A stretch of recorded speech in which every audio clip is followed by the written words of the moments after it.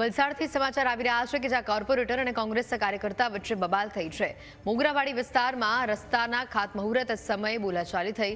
Bhajap corporator Sunil યાદવની દાદાગીરીનો video viral થયો છે। કોંગ્રેસના કાર્યકર્તા અમિત દેસાઈએ પોલીસમાં અરજી કરી છે। માર મારવાની ધમકી અને ગાળો આપી હોવાનો પણ આક્ષેપ કરવામાં આવ્યો છે।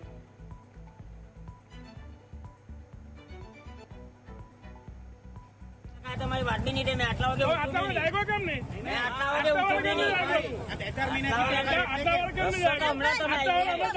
કામ કરાવું કોંગ્રેસ નથી ભાજપ બધાના કામ તો પ્રજાના કામ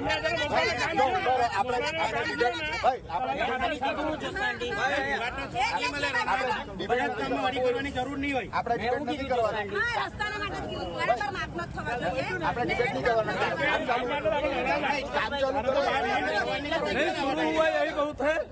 હું ત્યાં હાજર રહ્યો હતો સ્થાનિકોનો અવાજ બનવા માટે અને પ્રમુખશ્રીને શાંતિપૂર્વક રીતે સવાલ પૂછ્યો હતો કે આ ડિમોલિશનની કામગીરી તમે ક્યારે હાથ ધરશો અને એ બાબતને લઈને સુનિલભાઈ યાદવ જે ત્યાંના કોર્પોરેટર છે તેમને નહીં ખબર શું થયું અને મારી જોડે અભદ્ર વર્તન કરવા લાગ્યા, અભદ્ર ભાષા વાપરી, મારો ફોન ખેંચી લીધો અને મને ધમકીઓ આપી।